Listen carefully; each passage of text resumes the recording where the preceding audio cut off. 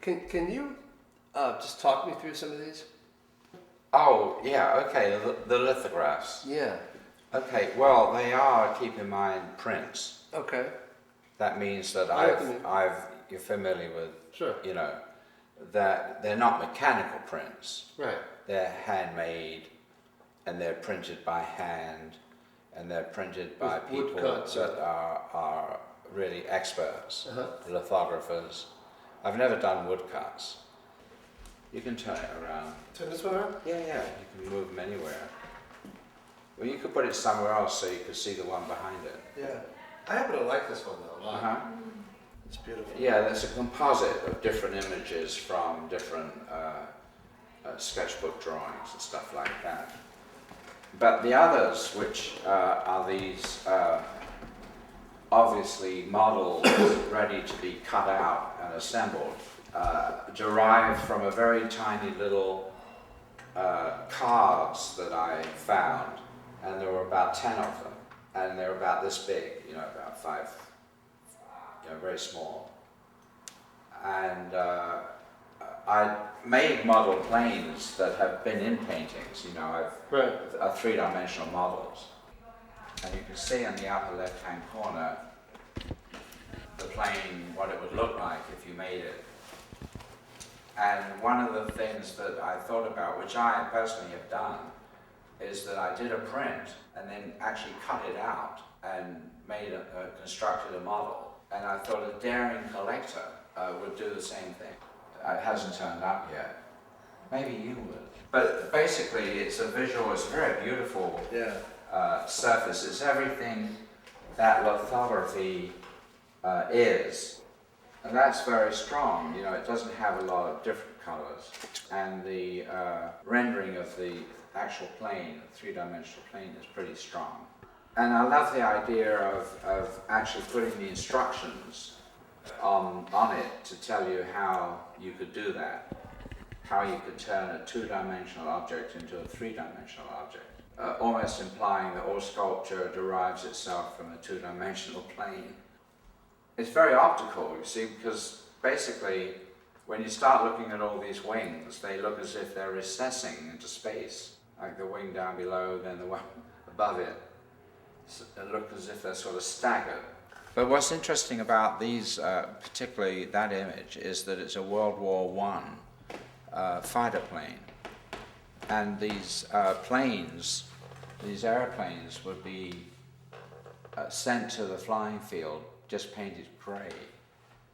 And the pilots would paint them. Really? That's great. So the pilot is being the artist. And in a way, it's the last vestige of the knights of old. And in fact, one German ace painted the whole myth of Hansel and Gretel all the way around it. And it confused the British pilots so much by seeing this fairy tale painted on the side of a warplane. But that doesn't have any, it shouldn't have any effect.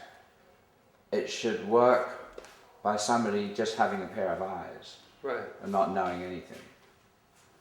Not needing a PhD in art history. Right, exactly. Yeah. Exactly. Yeah. You know? So here I am back to the common man. Well, I'll tell you something. I went through a tremendous change when I found the right medication.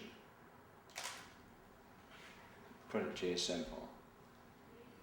And I take this medication and I'm very smooth and cool and don't get excited. There you have it. Yeah, you'd be amazed. All it needed was that right pill instead of acting out. I relate to that. yeah. The football. So right now you're in the whole athletic sports thing. Yeah. It's funny, you know, because as I told you, I fractured my hip a few months ago. That's right. And so it's, somebody pointed it out, it's funny that you're doing all these athletes and you're hobbling around on a cane. So hey, put that together. Right. I also wanted to reach out to a broader public. Okay. you know, the common man. I want, not the common man, but because they don't have the money to buy the paintings. That's the sad thing about being an artist, is that if you're a rock and roll singer or a reggae singer, you can write a song about all the injustice in the world, and then after the concert you get into your Rolls Royce and drive home. Right? A writer can publish a book, he only writes one book, but 5 million copies of that book. Right. And it could be about social injustice and this, that and the other. And then he's got his upper east side duplex, and right. Whereas the artist has to rely on one person to buy a painting. And the painting, if it's any good, is of a certain price. And very often those people that can afford to buy paintings have got their money by ripping other people off. So in a way, we are the worst. You know, I think artists should be eliminated. Just painters, or? Sculptures. Sculptors. Yeah. Well, writers. Right. Musicians. Yeah. A whole bunch. The leisure people. The leisure people. Yeah. But surely, so. Because now I am bullshitting. I know you are. I know you are, and that's why I'm not even laughing. In and out. But the athletes though, you painted these in particular to appeal to a wider eye. Yes. That's all. Yeah. That you didn't necessarily have to have a very esoteric mindset to have an experience. Right. But I've said that about all of them. Who are your favorite artists, contemporary? Jasper Johns, Bryce Martin.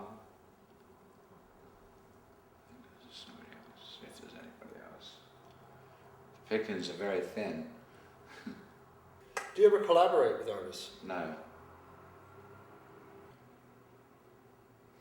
Artists don't talk to each other very much.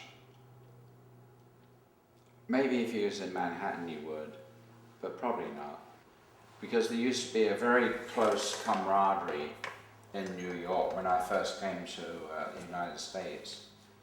And that was before the money situation entered into it.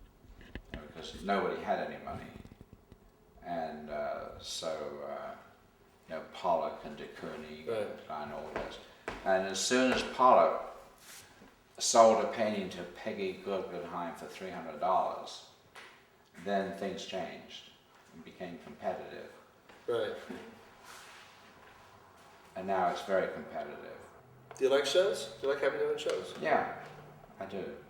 It's always as if you have another chance. Well, sometimes the shows have been very badly received, critically. And so that really gets my goat. So I come back here and I say to myself, you didn't like the last show? Wait till you see this show. And is it the same writers? Yeah, more or less. Roberta Smith. There's that hierarchy of Schnabel and Blackmer and some of these people. Do you see yourself in this group? No. I've been You're referred to as so, though. characterized as being a progenitor of the neo-expressionists. Julian used to work for me. Actually, he was very sweet then. He was very, very nice guy. And underneath it he is, but he's got this grandiose idea about himself. Right. You know, you can tell he's quite wide-eyed, you know, he's the greatest painter in the world. Well, you know, you can't say that.